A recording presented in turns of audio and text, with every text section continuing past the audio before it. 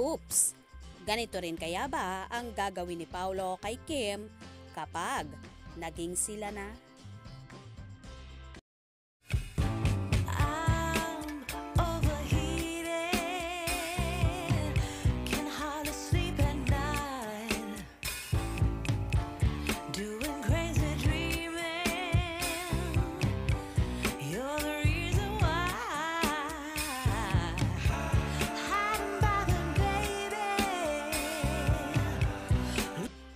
Pet lover ngang maituturing ang kapamilya actor at award-winning na si Paolo Avellino kung saan mahilig siya sa pusa at aso.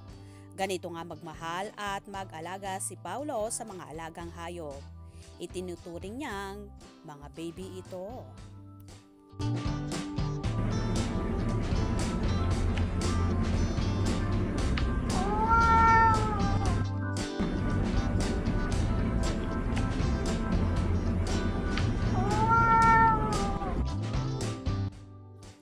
Kamakailan nga sa naging harutan at bardagulan nila ng kapartner niya sa seryeng Linlang the teleserye version at What's Wrong with Secretary Kim na si Kim Chiu. Sa X, dating Twitter, nabanggit dito ng aktor na kung pwede daw munang alagaan ni Juliana ang kanyang mga pusa. Which is, hindi naman ito pwede kay Kim dahil may asthma siya. Di siya pwedeng mag-alaga ng mga pusa. Samantala, may mga kumakalat naman na video kung saan ilan lang ito sa mga eksena ng Linlang the teleserye version kung saan gumaganap na mag-asawa sina Victor, Paolo at Kim aka Juliana.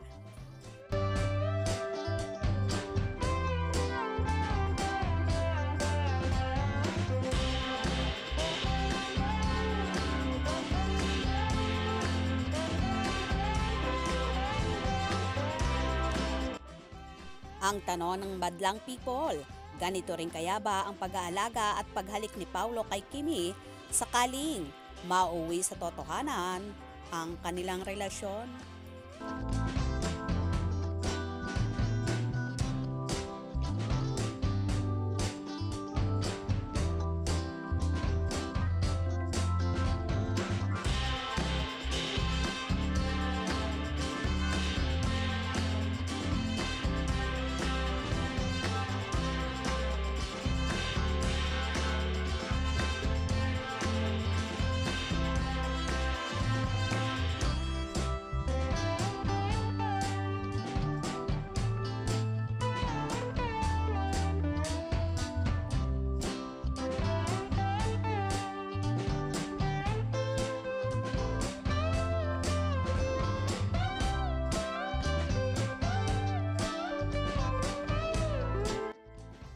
Sa mga kumalat na video kasi ay kitang-kita na tila nanggigigil ang aktor sa aktres at tila may kilig factor ang kanilang mga ginagawa.